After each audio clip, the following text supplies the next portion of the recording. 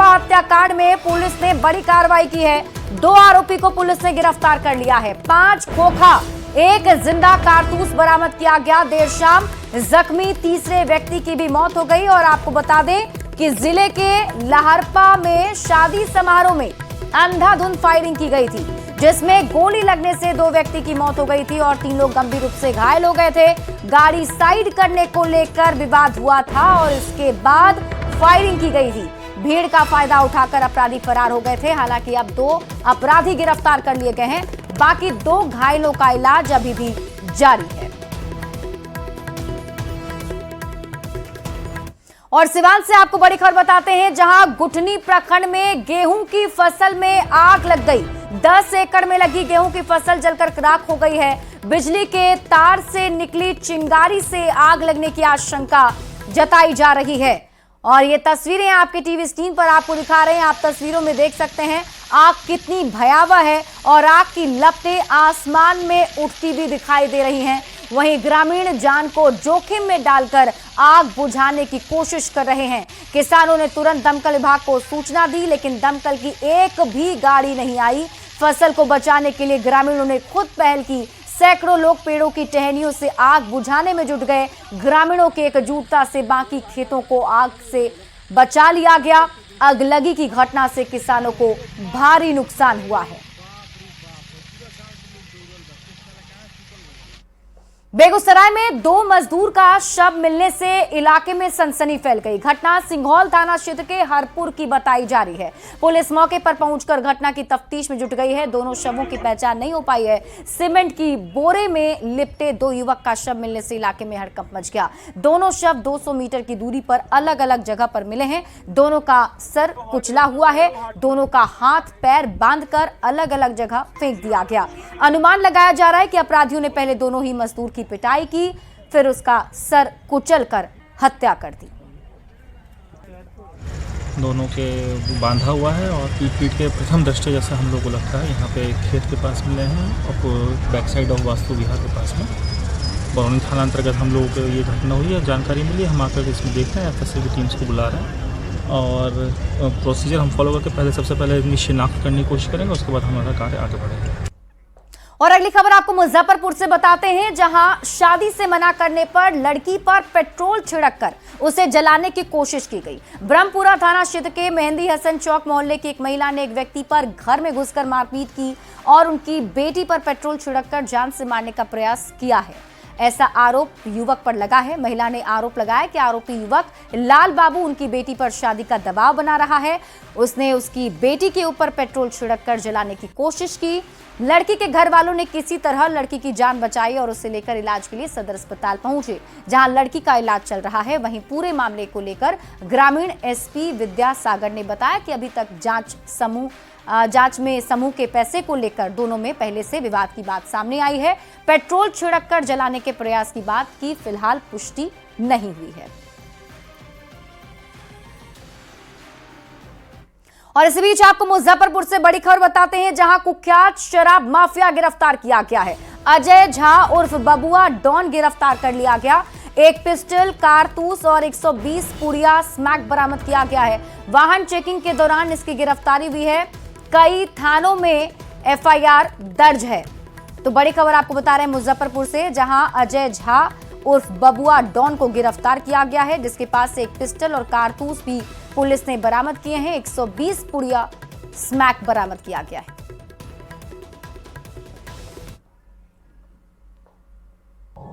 एक ये अजय झा उर्फ बबुआ डॉन, पेशर कामेश्वर झा, साकिन धर्मागतपुर गंगटी, थाना सकरा को गिरफ्तार किया गया।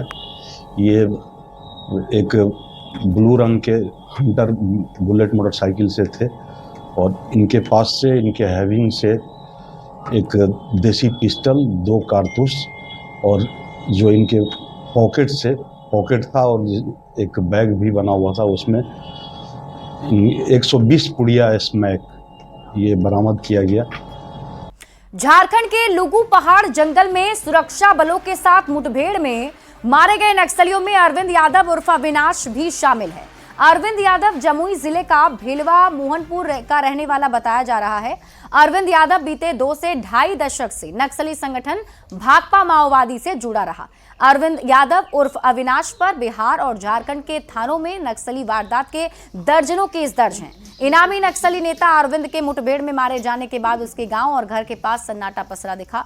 परिवार का कोई सदस्य गांव में मौजूद नहीं था। मुठभेड़ में मारे गए नक्सली कमांडर अरविंद के घर का जायजा लिया है न्यूज़ 18 संवाददाता केसी कुंदन ने। झारखंड के बोकारो जिले के लुगु पहाड़ में सुरक्षा बलों और नक्सलियों के बीच में मुठभेड़ हुआ है और मुठभेड़ में कई नक्सली मारे गए।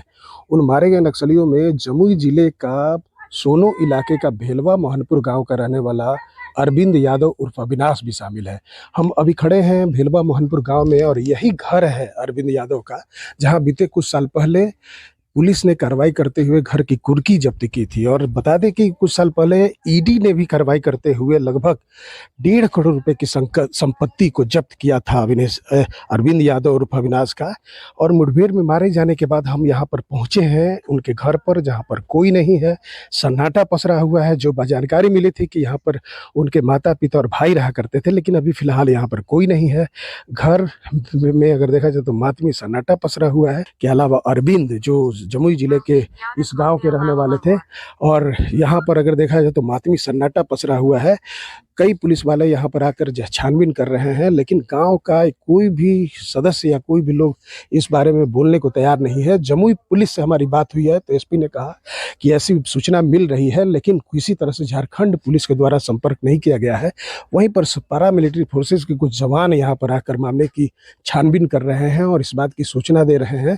परिवार वालों से संपर्क करने की कोशिश हो रही है, लेकिन अभी तक किसी परिवार वालों से संपर्क नहीं। तो यही घर है, हम तस्वीर दिखाना चाहेंगे कि यही घर है अरविंद यादव का, जो बोकारो में हुए लुगु पहाड़ पर जो मुठभेड़ हुआ है वहां पर मुठभेड़ में मारे गए हैं। केसी कुंदन, न्यूज़ 18 जमुई।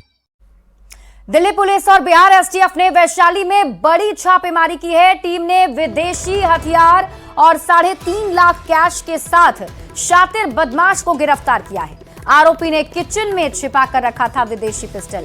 न्यूज़ 18 पर हम आपको पूरे ऑपरेशन की तस्वीर भी दिखाएंगे और आप ये पूरे ऑपरेशन की तस्वीर को देखकर भी हैरान हो जाएंगे। देखिए, बताया जा रहा है कि दिल्ली स्पेशल सेल की टीम एक मामले के मुख्य आरोपी रोहित कुमार की तलाश करते हुए हाजीपुर पहुंची थी और इस दौरान बिहार पुलिस के साथ मिलकर टीम ने मैगजीन सहित एक विदेशी पिस्टल और 10 जिंदा कारतूस बरामद कर अपराधी को गिरफ्तार किया। ये तस्वीरें आपके टीवी स्क्रीन पर आपको दिखा रहे हैं। वैशाली एसपी ललित मोहन शर्मा के मुताबिक रोहित कुमार एक पेशेवर अपराधी है। मामले में आगे की कार्रवाई जारी है।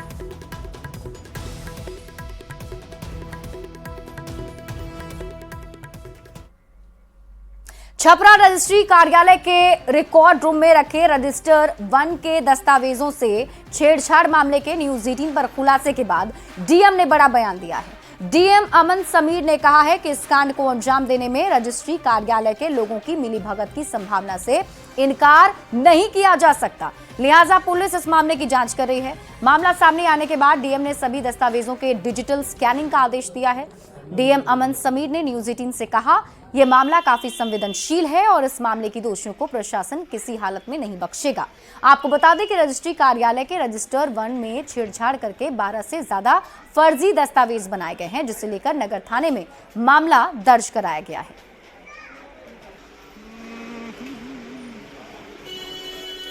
इस केस में एक कंप्लेनेंट थे, उनके द्वारा जो है वो शिकायत की गई थी कि रजिस्ट्री ऑफिस में जो है वो छेड़छाड़ करके जो डीड है उसको वो बदला गया था।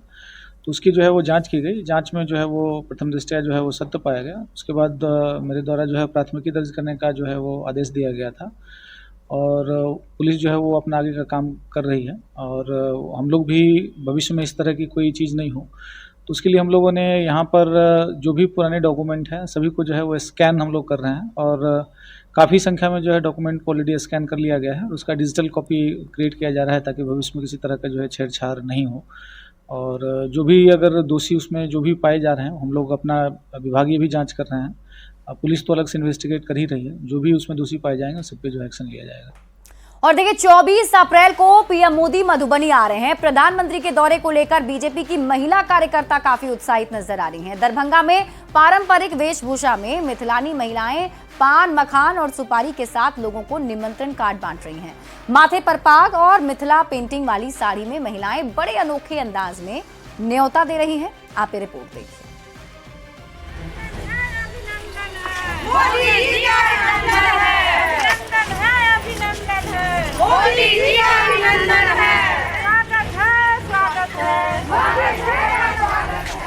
अभिनंदन है, अभिनंदन है, मोदी जी का अभिनंदन है।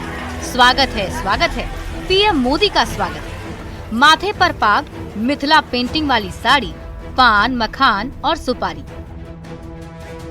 भारतीय जनता पार्टी की महिला कार्यकर्ता और नेता प्रधानमंत्री नरेंद्र मोदी के मिथिला आगमन को लेकर काफी उत्साहित हैं। दरभंगा में अक्षत की थाली के साथ घर घर निमंत्रण बांट रही हैं। पारंपरिक वेशभूषा में मिथिलानी महिलाएं लोगों से पीएम मोदी की जनसभा में आने के लिए एक अलग अंदाज में न्योता दे रही हैं। घर घर जा करके चावल, पान, मखान और सुपारी से सबको हकार दे रहे हैं। प्रधानमंत्री नरेंद्र मोदी 24 अप्रैल को मधुबनी के भैरव स्थान आ रहे हैं। पीएम के आदर सत्कार और आव भगत के लिए भारतीय जनता पार्टी ने पूरी ताकत झोंक दी है। पीएम के कार्यक्रम को सफल बनाने के लिए आधी आबादी पूरी मेहनत कर रही है। सैकड़ों की संख्या में सड़क पर उतरकर हाथों हाथ इनविटेशन कार्ड दे रही हैं। मखाना अनुसंधान, एम्स, एयरपोर्ट जे मिथिला के बार बार मोदी जी दऽ रहल छथिन, ओहि के लेल पूरा मिथिलानी बहिन एकजुट भऽ कऽ मोदी जी के धन्यवाद करऽ के लेल घर घर हकार दै छी। दुकानों पर खरीदारी करने वाले से लेकर राहगीरों तक सबको निमंत्रण कार्ड बांटा जा रहा है। घर घर जाकर भी मिथिलानी महिलाएं पीएम मोदी को सुनने के लिए लोगों को आमंत्रित कर रही हैं। पैदल यात्रा हम लोग किए हैं और जाकर के घरों में घर घर जाकर के माननीय प्रधानमंत्री जी का स्वागत के लिए हम लोग निमंत्रण दिए, आमंत्रण पत्र लेकर के। बीजेपी की महिला कार्यकर्ताओं का दावा है कि पीएम मोदी ने आधी आबादी के लिए काफी काम किया है। बेटी बचाओ बेटी पढ़ाओ योजना, उज्ज्वला योजना, सुकन्या समृद्धि से लेकर महिलाओं के लिए 33% आरक्षण, ये सब कुछ पीएम मोदी के कार्यकाल में हुआ और शायद यही वजह है कि महिलाएं पीएम के बिहार दौरे को लेकर काफी उत्साहित हैं। दरभंगा संवाददाता विपिन कुमार दास के साथ ब्यूरो रिपोर्ट, न्यूज़ 18। और रुक रहते हैं इस वक्त की बड़ी खबर की ओर। पटना से आपको इस वक्त की बड़ी खबर बता दें, खुलेआम फायरिंग कर बस ड्राइवर की हत्या कर दी गई है। 0 माइल गया मोड़ पर खुलेआम फायरिंग की वारदात को अंजाम दिया गया। जानकारी के मुताबिक बदमाशों ने 10 राउंड की फायरिंग की है। कुछ महीने पहले इस बस के कंडक्टर की भी गोली मारकर हत्या कर दी गई थी और अब ड्राइवर की गोली मारकर हत्या कर दी गई है। अमेरिका के उपराष्ट्रपति जेडी वेंस भारत दौरे पर हैं। जेडी वेंस और पीएम मोदी के बीच मुलाकात की बेहद ही खास तस्वीर सामने आई, जहां वेंस अपनी पत्नी उषा, बच्चों इवान, विवेक और मीराबेल के साथ पीएम मोदी से मुलाकात करते हुए नजर आ रहे हैं। इस दौरान दोनों देशों के बीच कई मुद्दों पर बातचीत हुई। पीएम और उपराष्ट्रपति ने क्षेत्रीय और वैश्विक मुद्दों पर भी चर्चा की और आगे बढ़ने का रास्ता बातचीत और कूटनीति से निकालने पर सहमति बनाई है। दोनों नेताओं ने भारत यूएस रोड मैप पर चर्चा की और इसके अलावा ऊर्जा, रक्षा क्षेत्र में सहयोग बढ़ाने पर भी चर्चा हुई और द्विपक्षीय व्यापारिक समझौते पर बात दोनों के बीच हुई है। आपको बता दें कि जेडी वेंस 4 दिन के दौरे पर भारत पहुंचे हैं। अमेरिका के टैरिफ को लेकर बीते दिनों उठाए गए कदम के बीच वेंस की पीएम मोदी के साथ ये मुलाकात बेहद खास है।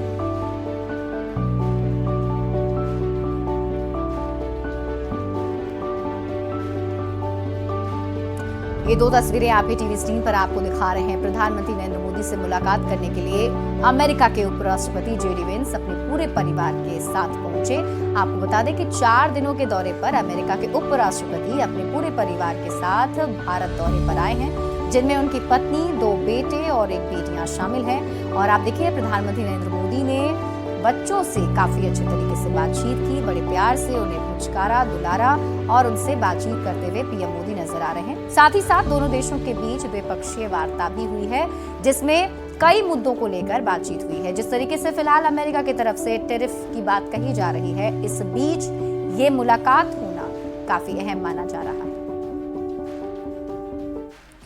और इसी के साथ इस बुलेटिन